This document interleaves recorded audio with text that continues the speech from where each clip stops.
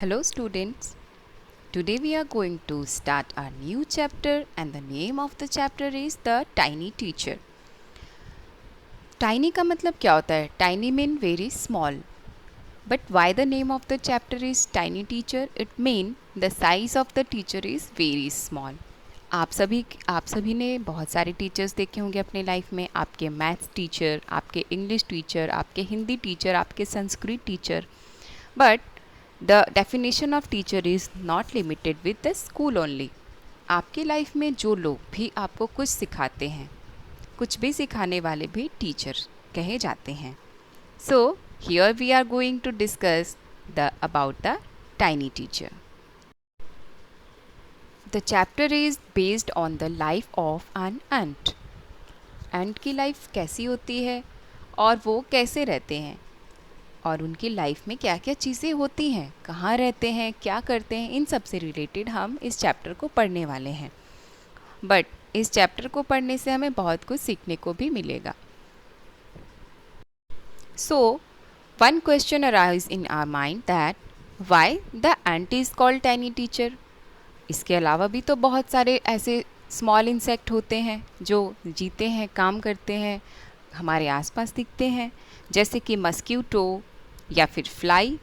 ये भी हम अपने घर के आसपास देख सकते हैं. Then why the ant is called as a tiny teacher. क्यों हम उन्हें टाइनी टीचर कहते हैं? तो before we start our chapter, let find out how we get to know about this ants. तो सबसे पहले कुछ लोगों ने एंट को देख के इतना इंटरेस्ट उनके दिमाग में आया कि उन्होंने क्या किया, एंट को अपने पेट के जैसा रखा. And they just observe their lifestyle. उन्होंने देखा कि एंट्स कैसे रहते हैं and they find out very interesting fact about this tiny hard working and intelligent creature. Listen carefully. These insects are called tiny hard working and intelligent creature. आप सभी बच्चों ने एंट्स की ऐसी बहुत सारी लाइंस देखी होंगी जिसमें एंट्स बहुत लंबी लाइंस में चलते हैं और एक दूसरे को टच करते हैं. हमें ऐसा लगता है जैसे कि वो कोई बातें कर रहे हों. That is true. वो एक दूसरे को टच करते हैं और अपने फीलर्स की हेल्प से. दिस इज़ कॉल्ड फीलर्स और एंटीना. वो इस एंटीना की हेल्प से फील करते हैं और एक दूसरे को मैसेजेस पास करते हैं. There are many kind of ants and the commonest them are black or red one.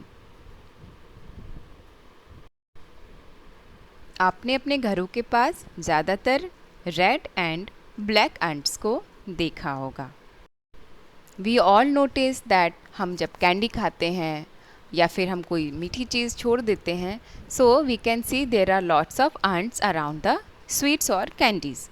But after some time we see that all the ants are disappearing. वो कहाँ जा रहे हैं, हम उन्हें देखते हैं कि वो कहीं गायब हो गए हैं. So where do they live? वो कहाँ रहते हैं? So they live in their comfortable home called nest or ant hills. Nest mean हम यूजुअली जानते हैं कि बर्ड के हाउस को नेस्ट कहते हैं, but sometime we can call the house of an ant is also nest. But इसको हम एंट हिल भी बोल सकते हैं. एंट हिल्स. एंट हिल्स के बारे में अगर मैं आपको बताऊं तो वो ग्राउंड के बहुत डीप इनसाइड एक होल बनाते हैं, एक बहुत गहरी होल बनाते हैं और इसके होल्स इतनी ज़्यादा दूर तक फैली रहती है कि हम उसका बिल्कुल भी आइडिया नहीं लगा सकते हैं. And this ant hills have lots of separate rooms. Lots of separate rooms. So why there is need of separate rooms. क्या आपने कभी सोचा है कि सेपरेट रूम्स की ज़रूरत क्यों होती है?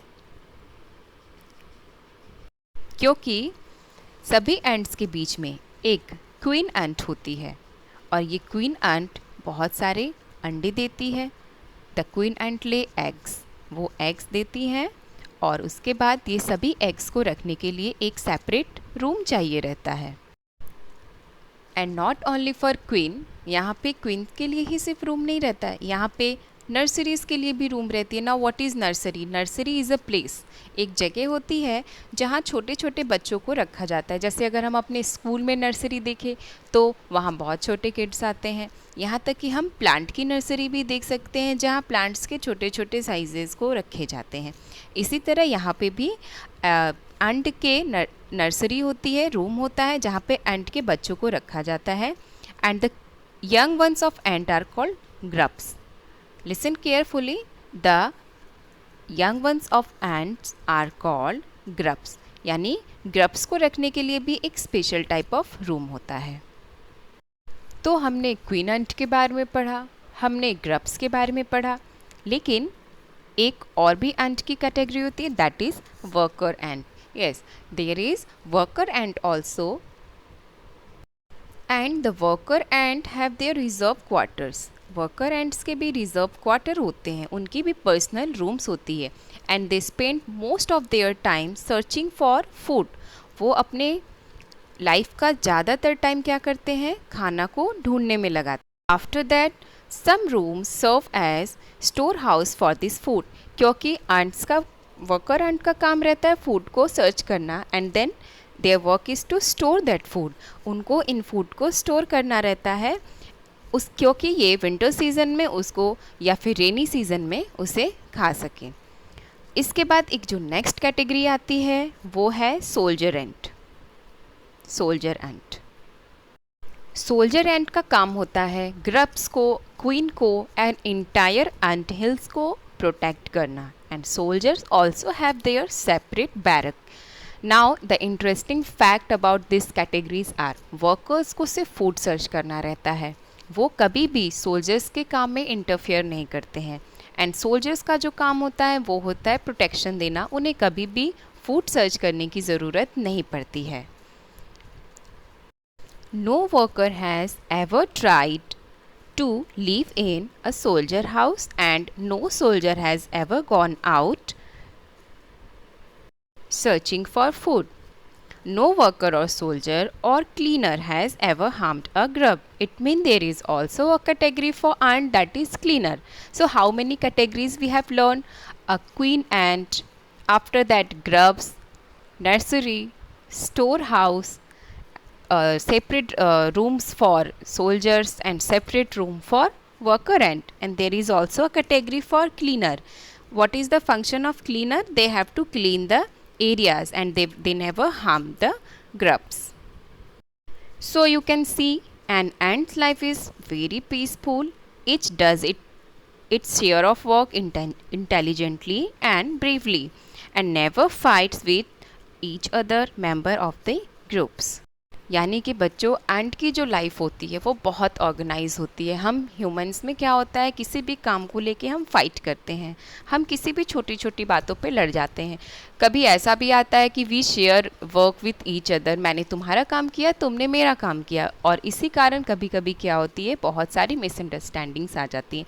But see how this life of this tiny smallest creature is very organized, और इनके काम कितने डिसिप्लिन से होते हैं।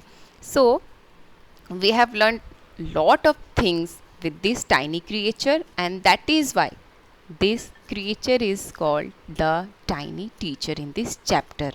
ये एक टीचर बन के हमें हमारी लाइफ को अच्छे से ऑर्गेनाइज्ड वे में रहना सिखाते हैं। We will read next many things about this chapter, so rest of part we will discuss later. I hope you all understand this chapter.